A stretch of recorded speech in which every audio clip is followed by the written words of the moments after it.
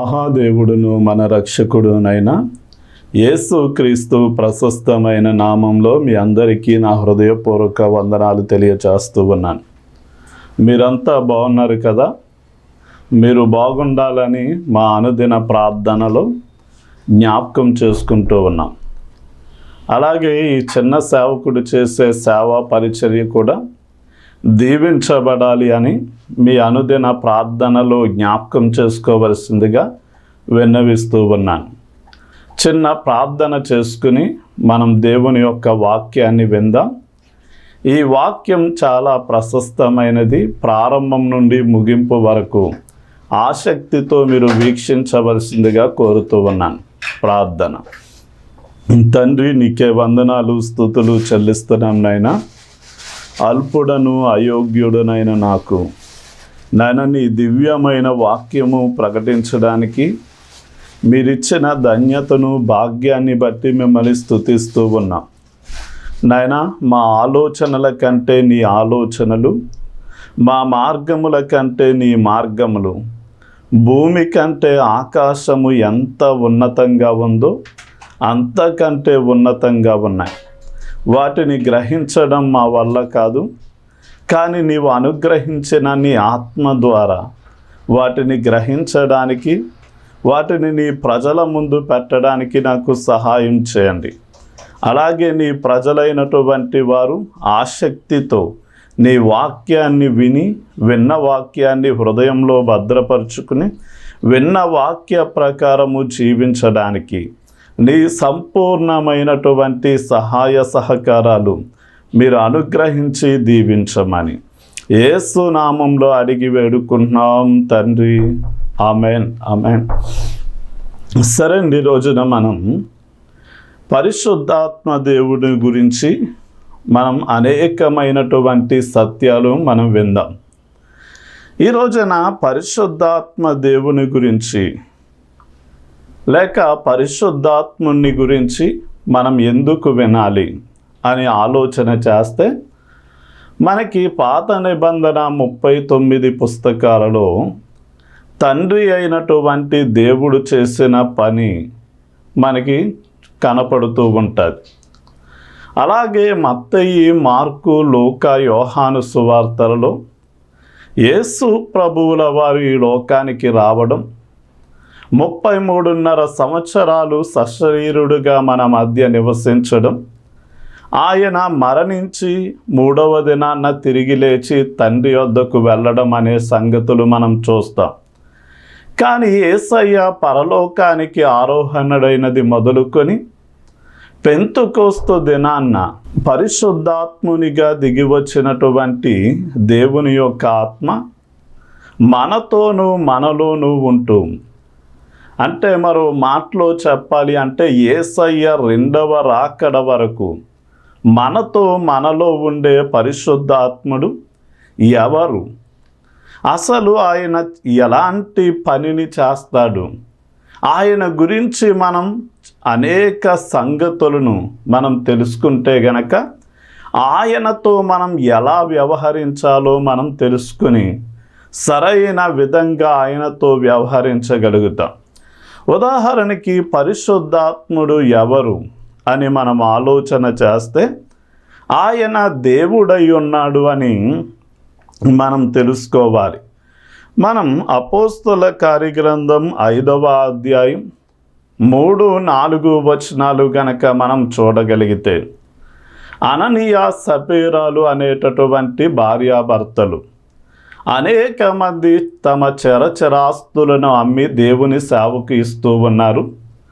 అదే సమయమందు బర్నబా అనేటటువంటి భూస్వామి తన భూమిని అమ్మి లేక పొలాన్ని అమ్మి దేవుని సేవకు ఇస్తే, ఈ భార్యాభర్తలు ఇరువురు కూడా మనకి ఒక స్థలం లేక పొలం ఉంది కనుక దానిని అమ్మి దేవుని సేవకు ఇద్దాము అని చెప్పి తీర్మానం చేసుకున్నారు. అయితే అననీయ పొలాన్ని అమ్మాడు.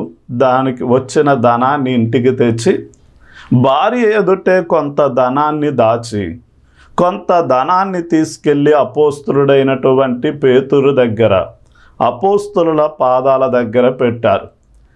ఈ రోజున దేవుని నమ్మినటువంటి బిడ్డల జీవితంలో తెలుసుకోవలసిన ఒక అద్భుతమైన సత్యం ఏంటి అంటే, మనం అపోస్తల కార్యగ్రంథం 5వ అధ్యాయం ప్రారంభం నుండి చదివిన, లేక 4వ అధ్యాయం చివరి భాగంలో చదివిన, ధనము అనేది క్రైస్తవునికి పాదాల దగ్గర ఉండాలి కానీ అది నెత్తి మీదకి ఎక్కి మనల్ని ఏలుబడి చేసేదిగా ఉండకూడదు అని మీరు గ్రహించాలి అని కోరుతూ ఉన్నాను.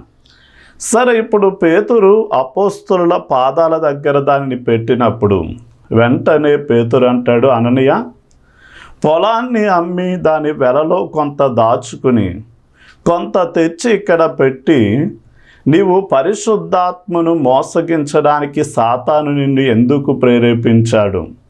అది అమ్మినప్పుడు అది అంతా నీది కదా, నువ్వు ఇవ్వాలనుకుంటే ఇవ్వచ్చు, ఒకవేళ ఇచ్చే మనసు లేకపోతే నీ దగ్గరే ఉంచుకోకపోయావా? కొంత దాచుకుని కొంత ఎందుకు తెచ్చావు? ఇది మనుషులతో కాదు కానీ నీవు దేవునితోనే అబద్ధమాడితివి అన్నాడు. అంటే పరిశుద్ధాత్మ దేవుడు ఆయన ఒక మనిషి కాదు, ఆయన కేవలం ఒక శక్తి లాంటి వాడు కాదు కానీ ఆయన దేవుడై ఉన్నాడు అని పేతురు గారు సంబోధించారు.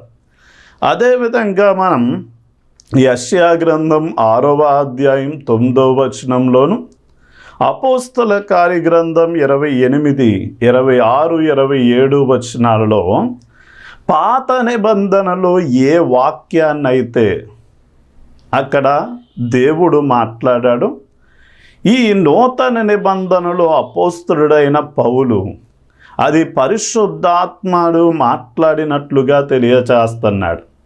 ఉదాహరణకి ఆకాశము తెరవబడింది, అత్యున్నత సింహాసనం మీద దేవుడు ఆసీనుడై ఉంటే 2 రెక్కలతో ముఖాన్ని కప్పుకుని 2 రెక్కలతో పాదాలను కప్పుకొని 2 రెక్కలతో ఎగురుతూ ఉన్నటువంటి దేవదూతలు, కెరూబులు, సెరాపులు సైన్యములకు అధిపతియగు యెహోవా పరిశుద్ధుడు పరిశుద్ధుడు అని ఆరాధిస్తున్నటువంటి సమయంలో ఈ దర్శనమును చూసినటువంటి యెషయా అంటాడు, అయ్యో నేను అపవిత్రుడను, అపవిత్రమైన పెదవులు గల ప్రజల మధ్య నేను నివసిస్తున్నాను అన్నప్పుడు మండుచున్నటువంటి కారు నిప్పును తీసుకొని వచ్చి అతని నాలికకు తగిలించి నీ పాపం పరిహారమైంది అని చెప్పిన అనంతరం నా నిమిత్తం ఎవరు వెళ్తారు అన్నప్పుడు నేనున్నాను ప్రభువా, నన్ను పంపించు అన్నప్పుడు వెంటనే అక్కడ దేవుడు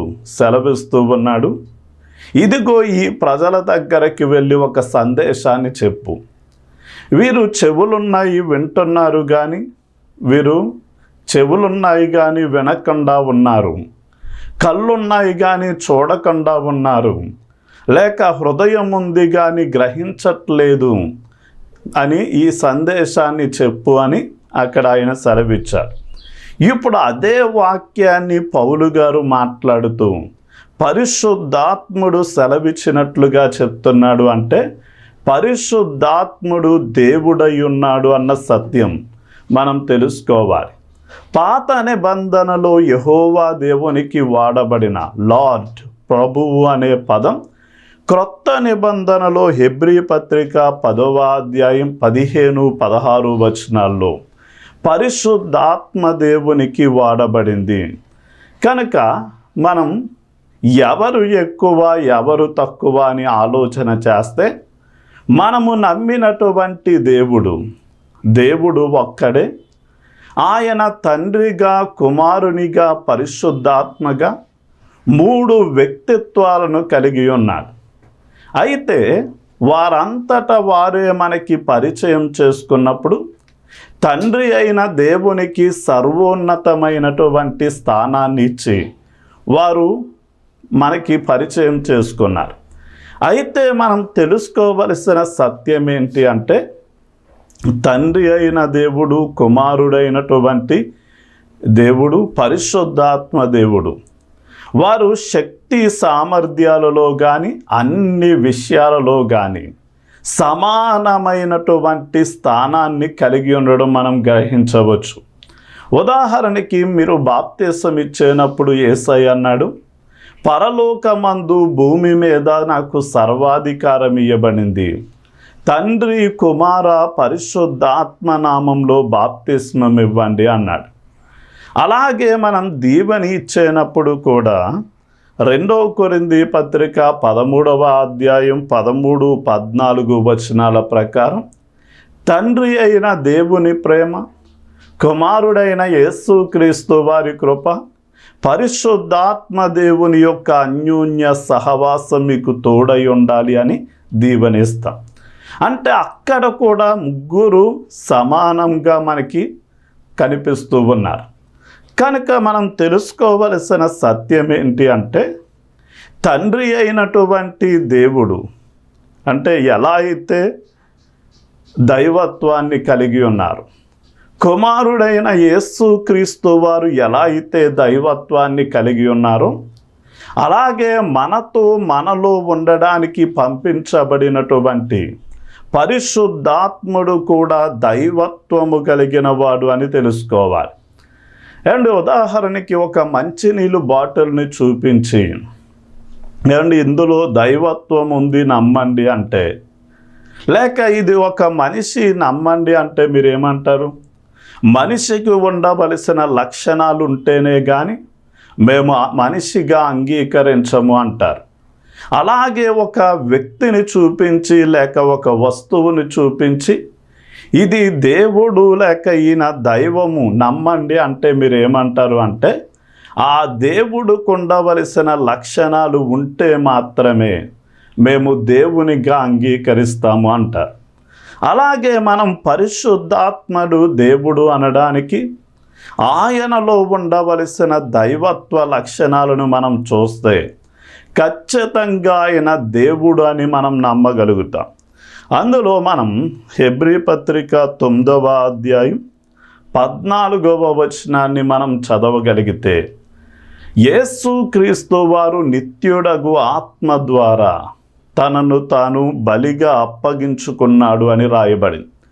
అంటే పరిశుద్ధాత్ముడు నిత్యుడగు దేవుడు అని వాక్యం సెలవిస్తుంది. ఉదాహరణకి మనకి యెషయా గ్రంథం 57వ అధ్యాయంలో కూడా మహాగణుడు, మహోన్నతుడు, ఉన్నత స్థలముల నిత్య నివాసి అయినటువంటి వాడు ఎవరి చెంత వసిస్తున్నారు అంటే, ఎవరైతే విరిగి నలిగిన హృదయాన్ని కలిగి ఉన్నారు, ఎవరైతే వినయము దీన మనస్సు కలిగి ఉన్నారో అలాంటి వారి యొద్ద నేను వసిస్తాను అన్నాడు. అంటే పరిశుద్ధాత్మ దేవుని యొక్క జీవితాన్ని గురించి మనం ఆలోచన చేస్తే ఆయనకి ప్రారంభము కానీ ముగింపు కానీ లేదు. అంటే ఈ సృష్టి కంటే ముందున్నాడు, సృష్టి నిలిచి ఉన్న ఈ కాలంలో ఉన్నాడు, సృష్టి గతించిపోయిన నిత్యము ఉండగలిగినటువంటి దేవుడు. అంటే జీవిత కాలానికి ఆది కానీ అంతము కానీ ప్రారంభము కానీ ముగింపు కానీ లేనటువంటి గొప్ప దేవుడు అని మనం తెలుసుకోవాలి. ఇక మనం పరిశుద్ధాత్మ దేవుడు ఎలాంటి వాడు అంటే, ఆయన సర్వ జ్ఞానము కలిగినటువంటి వాడు. మనం యెషయా గ్రంథం 11వ అధ్యాయం 2వ వచనాన్ని మనం చదవగలిగితే అక్కడ అద్భుతమైనటువంటి వాక్యం ఉంటుంది. యెహోవా ఆత్మ జ్ఞాన వివేకములకు ఆధారమగు ఆత్మ, లేక ఆలోచన బలములకు ఆధారమగు ఆత్మ, తెలివిని దేవుని ఎడల భయభక్తులను పుట్టించు ఆత్మ అని రాయబడింది. అంటే పరిశుద్ధాత్మ దేవుడు సర్వ జ్ఞానం కలిగినటువంటి వాడు. మనం ఆయన గురించి కొన్ని అద్భుతమైన విషయాలు నేర్చుకోవచ్చు. ఉదాహరణకి మనకి 1 కొరింథీ పత్రిక 2వ అధ్యాయం 10వ వచనం నుండి చదవగలిగితే, దేవుడు తన పిల్లలైన వారి కోసం ఏమి సిద్ధపరిచాడో అవి కంటికి కనపడలేదు, చెవికి వినపడలేదు, హృదయానికి ఏమాత్రం కూడా గోచరం కాలేదు. అయితే అలాంటి దేవుడు సిద్ధపరిచిన వాటిని ఎవ్వరూ కూడా తెలుసుకునే అవకాశం లేదు. అయితే దేవుని యొక్క ఆత్మ మనం లౌకిక సంబంధమైన విషయాలు గ్రహించేలా, అలాగే దేవుని ద్వారా మనకి అనుగ్రహించబడినటువంటి గొప్ప సంగతులను గ్రహించేలాగా ఆయన మనకు ఏం చేస్తాడు అంటే మనకి సహాయము చేస్తాడు. అంటే దేవుని యొక్క ఆత్మ సర్వ జ్ఞానం కలిగినటువంటి ఆత్మ గనక మనం ఆ దేవుని యొక్క ఆత్మ సహాయాన్ని కోరుకున్నప్పుడు ఆయన మన జీవితాలను కూడా వెలిగిస్తాడు. ఉదాహరణకి మనం పుస్తకాలు చదివి సంపాదించిన జ్ఞానం, లేక వ్యాపారాలలో తిరిగి సంపాదించినటువంటి జ్ఞానం, లేక కొన్ని విధాలైన కృషి ద్వారా మనం సంపాదించుకున్న జ్ఞానం మనము గర్వించేలా, లేక అసూయ చెందేలా, వివాదాలను పెట్టుకునేలా కారణమవుద్దేమో కానీ పైనుండి దిగి వచ్చేటటువంటి దేవుని ఆత్మ ద్వారా అనుగ్రహించబడే జ్ఞానం అది చాలా శ్రేష్టమైనటువంటిది, అది అమూల్యమైనటువంటిది.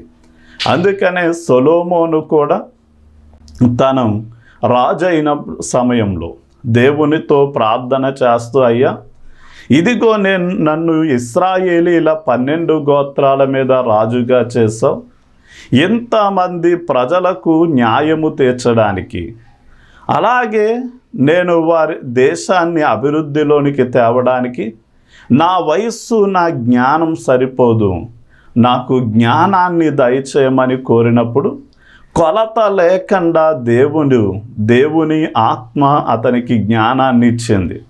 అలాగే ఈ రోజున మీరు చేసే ప్రతి పనిని సరిగా చేసి ముగించాలి అంటే దేవుని ఆత్మ ఇచ్చే జ్ఞానాన్ని మనం కోరుకోవాలి.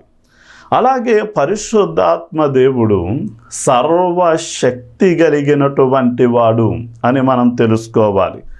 అంటే పరిశుద్ధాత్ముడు సర్వశక్తి కలిగినటువంటి వాడు.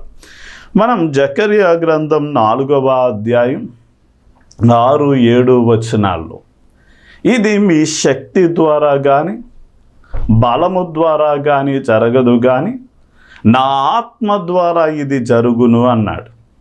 అంటే ఈ రోజున మన శక్తి అంటే మన ఒక్కళ్ళ యొక్క శక్తి, బలము అంటే మనకి కలిగి అంటే మన పక్షాన నిలబడే వారందరూ కలిసిన వారంతటి బలము ద్వారా కానీ జరగని పనులు దేవుని ఆత్మ ద్వారా జరుగుతాయని మనం తెలుసుకోవాలి. ఉదాహరణకి ఇది ఏ సందర్భంలో రాయబడింది అంటే, మందిరం కట్టడానికి పునాది వేసి అది ఎదరికి పని కొనసాగక 18 సంవత్సరాలు ఎండకు ఎండి వర్షానికి తగిచి పాడైపోతున్న సమయంలో ఇది నా వల్ల కాదు అని ప్రజలు అనుకున్నప్పుడు, ఇది మీ శక్తి ద్వారా కానీ మీ అందరి బలము ద్వారా జరగదు కానీ నా ఆత్మ ద్వారా దీన్ని జరిగిస్తానని దేవుడు ఆ పనిని పూర్తి చేయించాడు.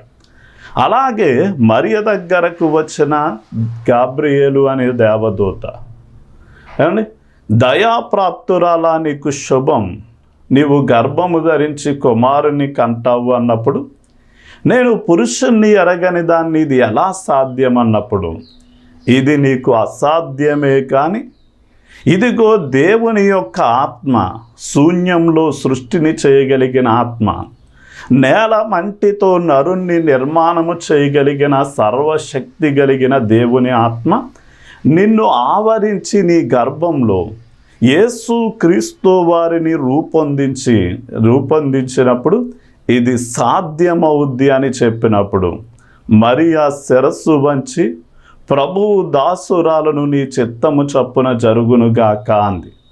అలాగే మనం కూడా దేవుని యొక్క ఆత్మ సర్వశక్తి కలిగినది అని మనం గ్రహించాలి. ఇక మూడవదిగా పరిశుద్ధాత్ముడు ఆయన సర్వాంతర్యామి అయి ఉన్నాడు. ఉదాహరణకి మనం కీర్తనల గ్రంథం 139వ కీర్తన 7 నుండి 9 వచనాల్లో మనం చూడవచ్చు. అక్కడ దావీదు గారు, నీ ఆత్మ నుండి నేను ఎక్కడికి పోగలను, ఆకాశమునకెక్కినా నీవు అక్కడ ఉంటావు అంటాడు. అంటే మనం ఏరోప్లేన్లో ప్రయాణము చేసినా కానీ దేవుని సన్నిధి మనతో ఉంటుంది అని తెలుసుకోవాలి. అలాగే మనం పాతాళంలోనికి వెళ్ళిన, అంటే భూమి యొక్క అడుగు భాగంలోనికి సొరంగాలు చేసుకుని మనం వెళ్ళిన దేవుని సన్నిధి మనతో ఉంటుంది. అలాగే మనం సముద్రంలో వేకువ రెక్కలు కట్టుకుని సముద్రంలో భూదిగంతాల వరకు వెళ్ళిన, అంటే మనం షిప్పులో ప్రయాణం చేసినా కూడా దేవుని సన్నిధి మనతో ఉంటుంది అని మనం స్పష్టంగా తెలుసుకోవాలి. అంటే పరలోకంలో ఆయన ఉన్నాడు, భూమి మీద ఆయన ఉన్నాడు, భూమి కింద ఉన్నటువంటి పాతాళ లోకంలో సహితం ఆయన ఆవరించి ఉన్నాడు గనక ఆయన అంతటా ఉన్నటువంటి వాడై ఉన్నాడు. అంటే పరిశుద్ధాత్ముడు ఎవరు అంటే ఆయన దేవుడు. ఆయనలో దేవునికి ఉండే లక్షణాలలో పరిశుద్ధాత్ముడు నిత్యుడు, పరిశుద్ధాత్ముడు సర్వజ్ఞానం కలిగినవాడు, పరిశుద్ధాత్ముడు సర్వశక్తి కలిగినవాడు, పరిశుద్ధాత్ముడు సర్వాంతర్యామి, సర్వవ్యాపి అయి ఉన్నాడు గనక ఆయనలో ఉన్న దైవత్వ లక్షణాలను బట్టి ఆయన్ని మనం దేవునిగా గుర్తించవలసిందే. ఇక దేవుడు మాత్రమే చేయగలిగిన పనిని పరిశుద్ధాత్ముడు చేయడము ద్వారా ఆయన దేవుడు అని మనం ఒప్పుకోవాలి. మొట్టమొదటిగా ఆయన సృష్టించగలిగిన శక్తి కలిగినటువంటి వాడు. మనం కీర్తనల గ్రంథం 33వ అధ్యాయం 6-7 వచనాల్లో, యెహోవా వాక్కు ఆకాశములను కలిగించను, ఆయన నోటి ఊపిరి వాటి సర్వ సమూహమును కలిగించను అని ఉంటుంది.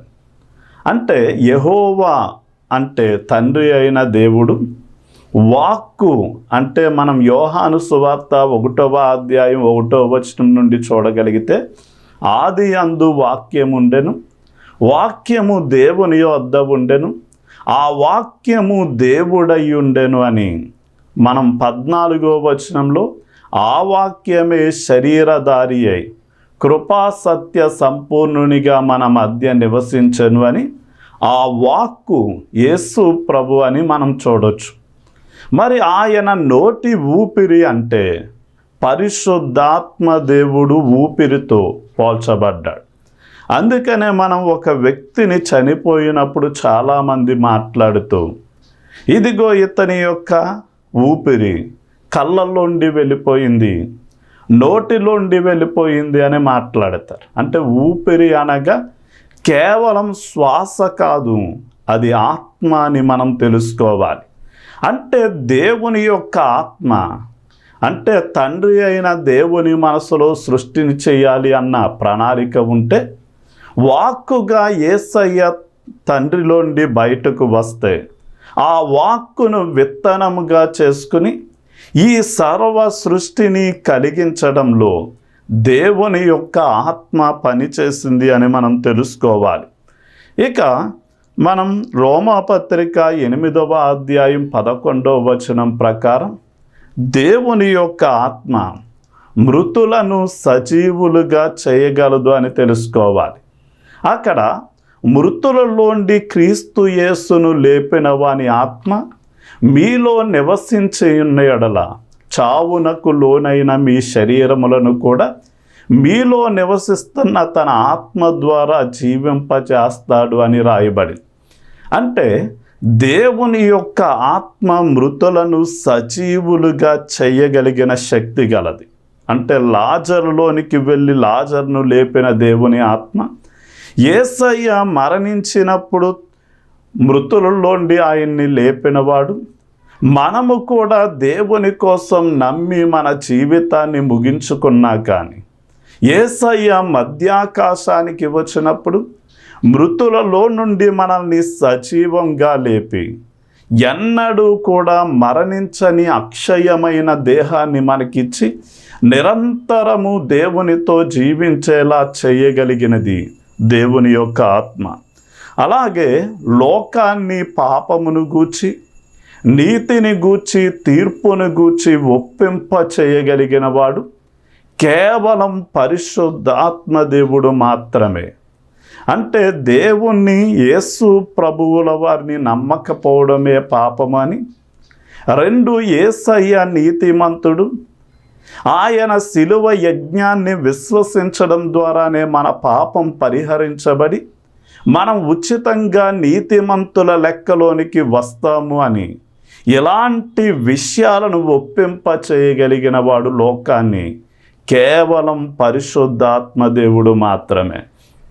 ఇంకా చెప్పాలి అంటే, ఒక పాపి దేవుని వైపు తిరగాలి అన్నా, అతడు నూతనంగా జన్మించాలి అన్నా, అలా లోకంలో ఉన్న ఒక వ్యక్తిని దేవుని వైపు తన మనస్సును త్రిప్పగలిగిన శక్తి కేవలం పరిశుద్ధాత్మకు మాత్రమే ఉంది. అలాగే మనం ఇక చివరిగా చూడగలిగితే, దయ్యములను వెళ్ళగొట్టగలిగినటువంటి శక్తి దేవుని ఆత్మకు మాత్రమే ఉన్నట్లు మనం చూడగలం. ఉదాహరణకి మత్తయి సువార్త 12వ అధ్యాయం 28వ వచనంలో, నేను దేవుని ఆత్మ ద్వారా దయ్యములను వెళ్ళగొట్టిన ఎడల, లోకా సువార్తలో నేను దేవుని వ్రేలితో దయ్యములను వెళ్ళగొట్టిన ఎడల దేవుని రాజ్యము మీ వద్దకు వచ్చి ఉన్నది అన్నాడు. అంటే ఈ విషయాలన్నిటినీ బట్టి చూస్తే ఏ మనిషి చెయ్యలేనిది దేవుడు మాత్రమే చేయగలిగినవి ఏంటి అంటే, ఆయన సృష్టిని చెయ్యడం, మృతులను సజీవులుగా మార్చడం, లోకాన్ని పాపమును గూర్చి, నీతిని గూర్చి, తీర్పును గూర్చి ఒప్పింప చేయడం, ఒక ఆత్మ నూతనంగా అంటే రక్షించబడడం, లేక తిరిగి జన్మించడం, లేక దయ్యములను వదలగొట్టడం లాంటి వాటిని మనం చూస్తే ఇది కేవలం దేవుడు మాత్రమే చేయగలిగిన పని. దానిని పరిశుద్ధాత్మ దేవుడు చేస్తున్నాడు అంటే ఆయన దేవుడే అన్న విషయం మనం 100కి 100% విశ్వసించాలి. ప్రార్థన చేసుకుందాం. తండ్రి, నీకే వందనాలు. ఈ మాటలను వింటున్నటువంటి వారు నాయన నీ ఆత్మ చేత ముద్రించబడ్డారు. నీ రాకడ వరకు నాయన నీవు వారితో ఉంటావు, ప్రతి ఒక్కరితో ఉంటావు గనక వారు నిన్ను ఎలా చూడాలో, నీతో ఎలా జాగ్రత్తగా వ్యవహరించాలో తెలుసుకోవాలి అంటే నిన్ను గూర్చిన అవగాహన ప్రాముఖ్యమైనది గనక ఈ సందేశాన్ని నీ బిడ్డలకు అందిస్తూ ఉండగా వారు పొందుకున్న ఆత్మ నాయన ఒక శక్తి లేక ఒక వ్యక్తి లాంటిది మాత్రమే చూడక నీవు దేవుడవై ఉన్నావు అని గుర్తించి నీ పట్ల సరైన విధంగా వ్యవహరించడానికి నీ బిడ్డల కన్నులు తెరవమని యేసు నామంలో అడిగి వేడుకుంటున్నాం తండ్రి. ఆమేన్.